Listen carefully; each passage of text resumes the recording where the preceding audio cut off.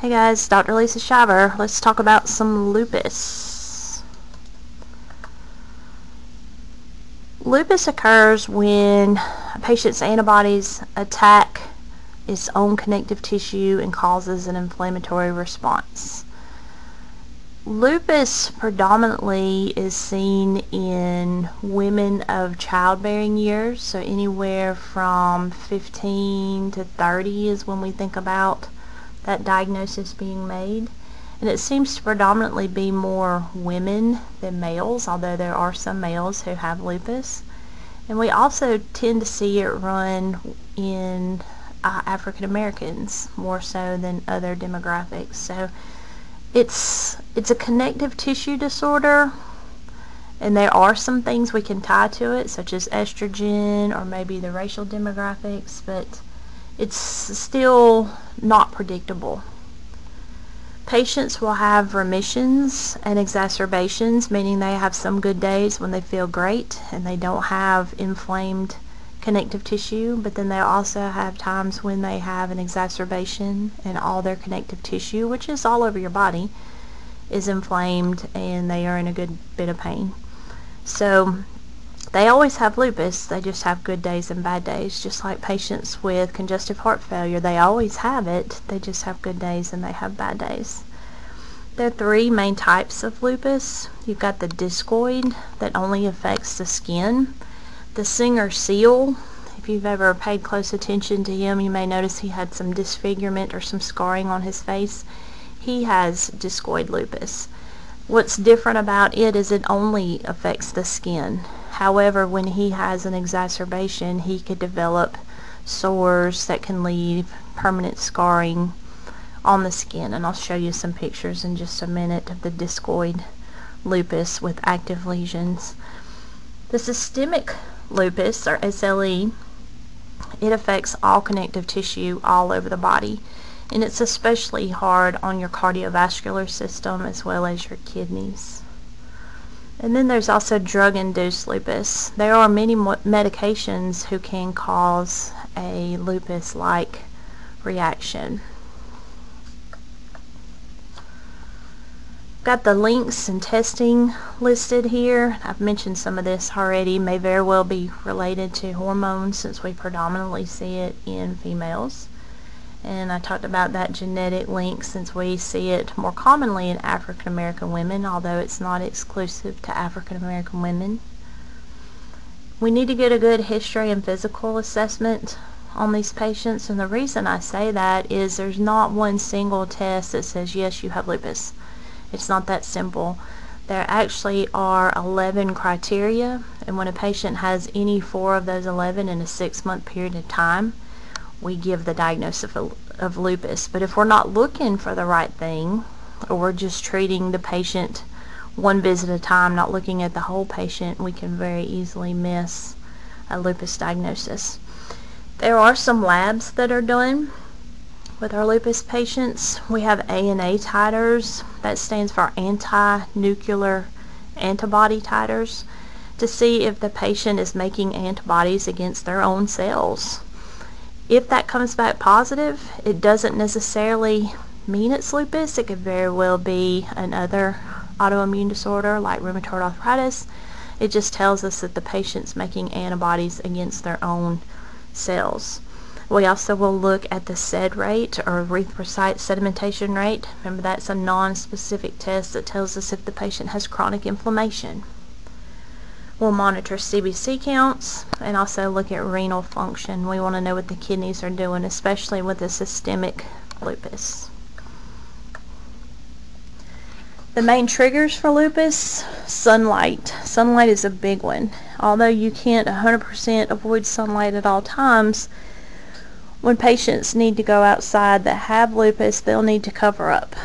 Wide-brimmed hats, long-sleeve clothes, sunglasses, they need to cover up best they can.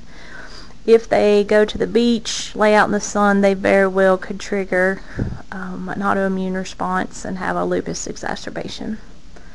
Stress and illness is another trigger. Pregnancy is a trigger. And then I mentioned earlier there are some drugs that can cause lupus-like symptoms.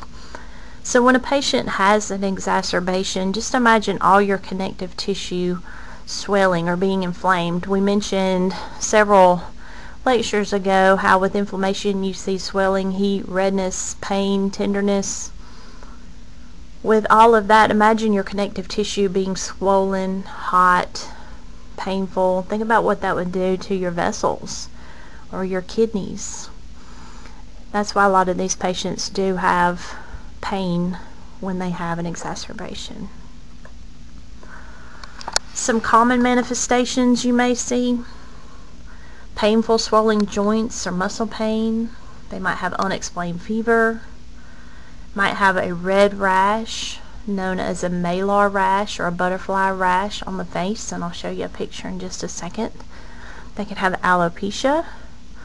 They may also have pale cyanotic fingers or toes, or what's known as Raynaud's phenomenon, when they have exposure to extreme cold. Their vessels vasoconstrict and they lose circulation distally. I've already mentioned the sensitivity to the sun. They could have gland enlargement, recent infections, frequent infections. Fatigue is a common complaint. You've got to watch those kidneys, so monitor your isonose, butane, and creatinine. And then they could have blood abnormalities as well. So they may have anemia, or they may be low on not only their red blood cells, but their white blood cells and also their platelets. And here's a good picture of the malar rash or the butterfly rash. You notice it looks like a butterfly is sitting on the patient's nose and the wings are spreading across the cheeks there. That's one of the classic symptoms that we tie to lupus. And then here's a picture of the discoid rash. With the discoid lupus, these lesions can happen anywhere on the body, but you see how it could leave permanent scarring. The patients who have the systemic lupus may also have the discoid lesions too. So from the nursing perspective, what would you do? Well, you'd treat palliatively. If you have wounds, you provide wound care. How do we treat the patients?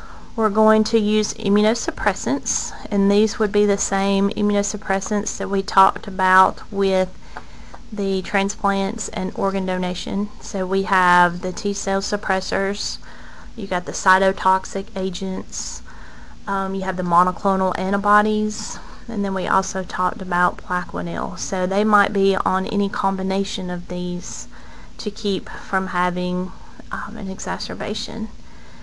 Steroids are always going to come into play. You have to think about all the complications that can occur with steroids, because steroids will mask infection, they can delay wound healing, cause hyperglycemia. A lot of different issues can occur. And then we'll put the patient on NSAIDs as well.